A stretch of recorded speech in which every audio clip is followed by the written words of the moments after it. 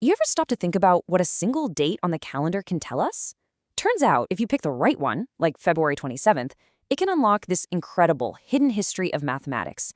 We're going to peel back the layers of this one single day and find these amazing stories of war, politics, philosophy, and some serious genius that spans the entire globe.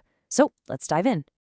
All right, so picture this. You've got a German codebreaker cracking American ciphers in World War II.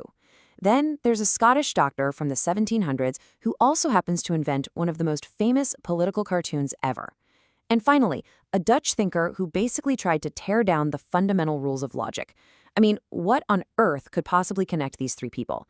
It really sounds like the setup to a very strange riddle, right?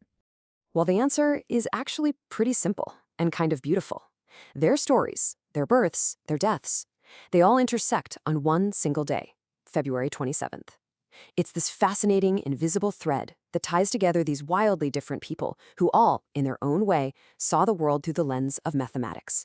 Okay, let's start with how math gets its hands dirty. Because this isn't just about chalkboards and abstract equations. This is about logic as a powerful tool, sometimes for building a nation, and sometimes for fighting a war. Think about World War II for a second. Some of the highest stakes games ever played were happening in total secret, with information being the ultimate prize.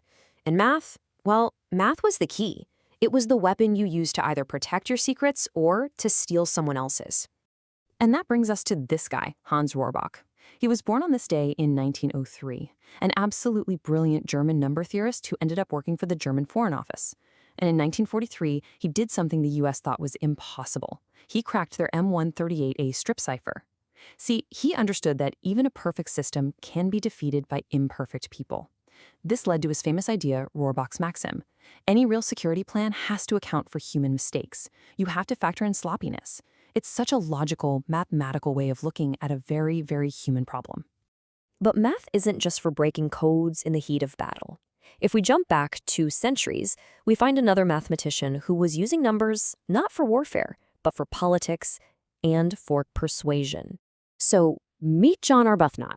He died on February 27, 1735. He was a doctor, but he was also known for his sharp, witty writing. He published the very first book on probability theory in English, and then he immediately put it to work, using statistics to analyze birth rates. I mean, this was one of the first times anyone had ever used probability to understand social data. He was using numbers to find patterns in the chaos of society. But what he's really famous for is creating the character John Bull, the cartoon personification of England, to make fun of the politics behind the War of the Spanish Succession. A total numbers guy and a political satirist. Okay, so we've seen the practical world of war and politics. Now let's get a little more abstract and a lot more rebellious. Our next figure wasn't using math to analyze the world. He was using it to question the very rules of logic itself. A true philosophical rebel. Now, to get what he was rebelling against, we need to understand this one core idea. For centuries, logic was built on this simple rule. Any statement you can make is either true or it's false. The sky is blue is true. The sky is not blue is false. There's no third option, no maybe, no middle ground. It was the bedrock of logic. Seems pretty obvious, right? Well, not to everyone. This is where L.E.J. Brouwer comes in. Born on February 27, 1881, he founded this whole school of thought called Intuitionism. He basically said, whoa, hold on. He argued that math isn't about discovering some absolute truth that's already out there. No, it's about what we can actually build inside our own minds. For him, a statement is only true if you can construct a direct proof for it, step by step. So he completely rejected the principle of the excluded middle. Because what if you can't prove a statement is true, but you also can't prove it's false? It was a truly radical idea that just shook the foundations of mathematics. And by all accounts, Brouwer himself was just as intense as his ideas. One of his own students actually described him as a very strange person, crazy in love with his philosophy. He was so committed to this idea of intuitionism that, get this, he reportedly refused to even teach his own incredible work in topology, another field of math, because it relied on that classical logic he now completely rejected. Now that's commitment. So far, we've pretty much been hanging out in 18th and 20th century Europe.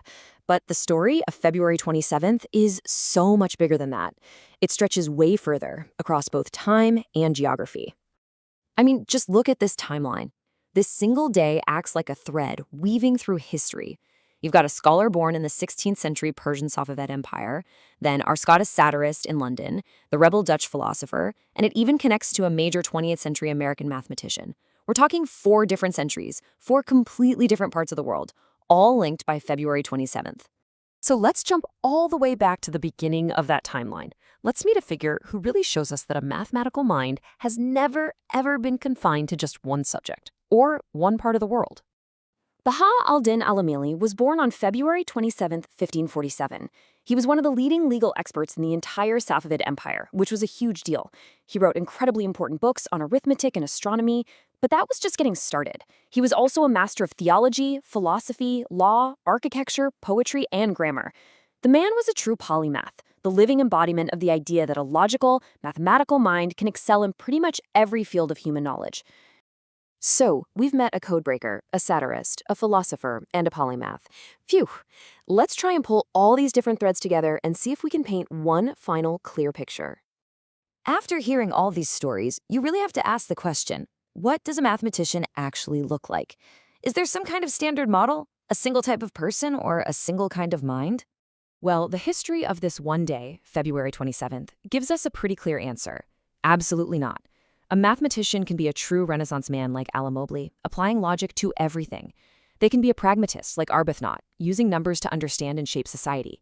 They can be a revolutionary philosopher like Brouwer, or a high-stakes codebreaker like Rohrbach. There's just no single mold. You know, maybe a best definition that unites all of them comes from John Arbuthnot himself. He wrote that math helps to purge the mind from error and prejudice. It's not just about solving for X. It's about a way of thinking. It's a method for finding just a little bit of clarity in a very, very confusing world. And that really leaves us with one last question to chew on. If Arbuthnot is right, if this way of thinking can really help strip away our own errors and prejudices, what parts of our own world could we all see more clearly if we just applied a little bit of that thinking?